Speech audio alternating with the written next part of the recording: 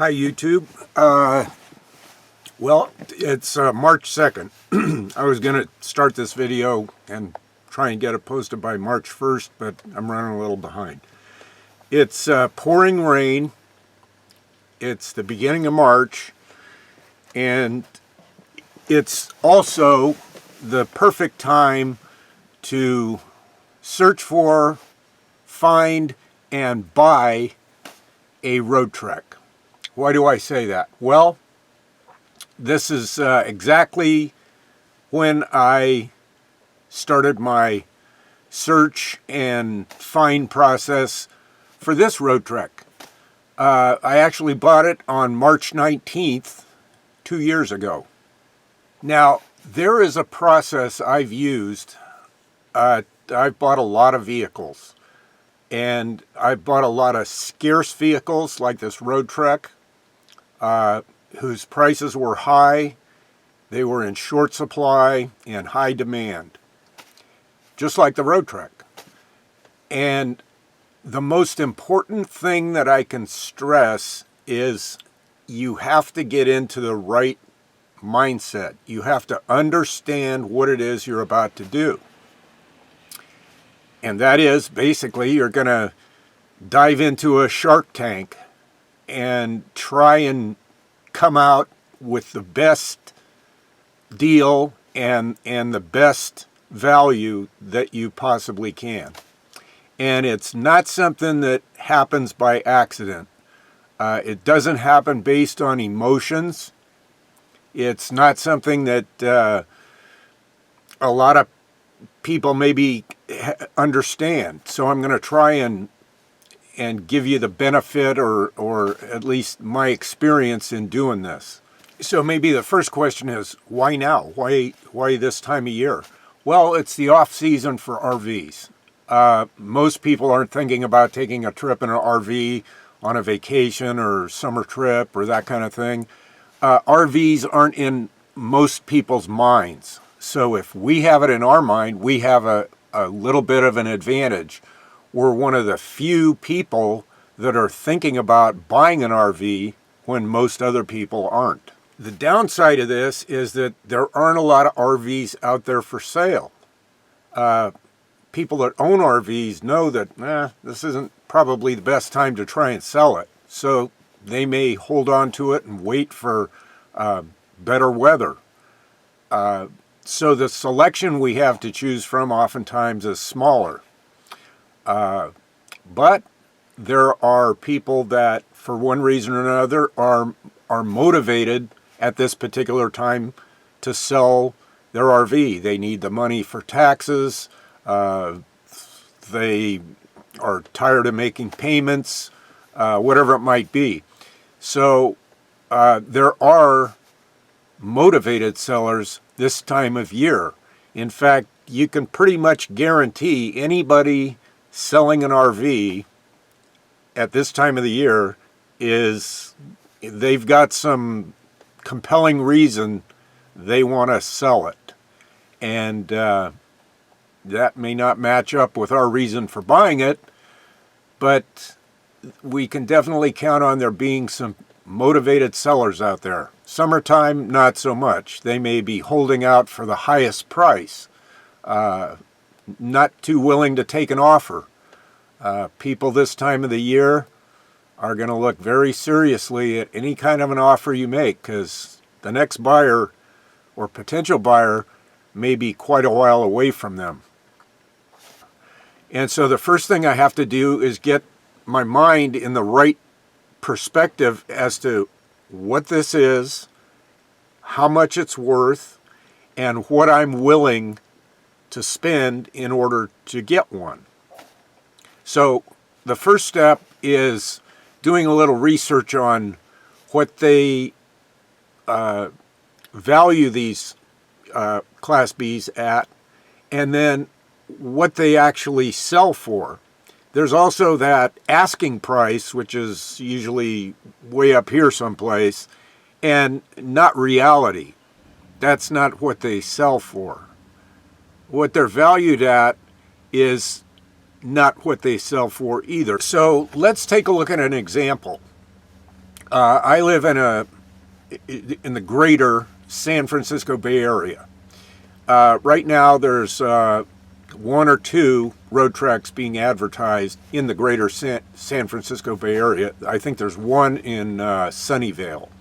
And so we're going to take a look at that by virtue of going through NADA, RV Trader, and then the actual listing for the RV and see what the numbers are. So let's take a look. So here I've opened Google and put in NADA RV prices, and I'm searching motorhomes. I'm going to get the page to open up here in a second. And here we go. So I'm going to start my search by selecting a brand. I'm going to go down to Roadtrek and select that. And then I'm going to wait for a second and put in my year. In this case, I'm doing a year that I know exists. I know a motorhome of this year exists, so I'm just going to put that in so we get a reasonably good example. We're going to look for a popular because that's the model that I have, and that was the one I wanted. So we're going to search for that one and see what pops up here. Going to put in a zip code so we have a strategic area we're searching for, and in case there are any available, NADA here will populate that search result on here on the next page. We can select options. I'm just going to go for a basic value. So here we have a basic value between 8,300 and 10,000. Interesting, it sold new for $50,000. Okay, so now that we're aware of what they value these at, we're going to take a look locally on Craigslist, and I put in some search criteria here and came up with a Roadtrek here in the middle. We see a bunch of later model ones, but here in the middle we see what we're after in the form of a Roadtrek Popular right there.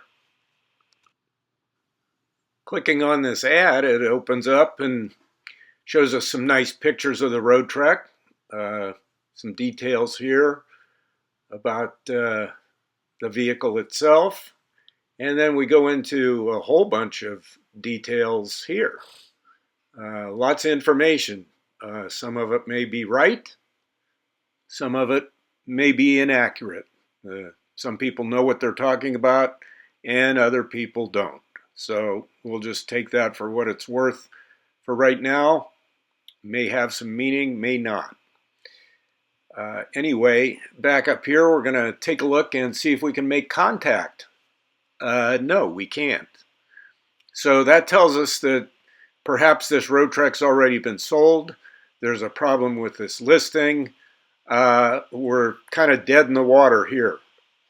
So that's what you're facing when you go out starting to search for Roadtreks, or any other vehicle for that matter. You may be able to make a contact, you may not. Interesting is the price that they're asking for this Roadtrek, $18,900. Yeah, we can't make a contact with them. The important thing we've learned here is that the price that these are valued at by NADA, in other words, what a dealer would probably pay for it, and what they sell for are completely different. Top price in NADA was around $10,000, and this asking price is almost twice that much. So we're going to have our work cut out for us to try and get one of these Roadtreks at a price that is equal to what it's valued at. Looking here on RV Trader, it's getting even more ridiculous. Here's a 2003 Roadtrek for almost $30,000. Woo! We're in, if we're trying to get one for what it's valued at, we're in serious trouble here. Okay, so what have we learned in our first 10 minutes of this video? Well, we've learned that the value of a Roadtrek isn't what people are asking for them. This is part one. What we're going to do in part two is figure out how we can find out what people might have paid for a Roadtrek. That's going to be a little more realistic when we finally find one to go out and inspect and look at and possibly make an offer on.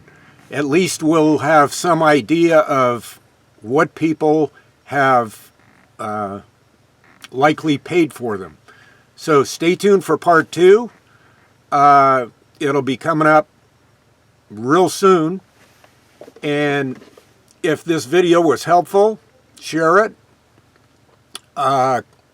Maybe somebody else out there could benefit from the information that you know. And always comment as you see fit.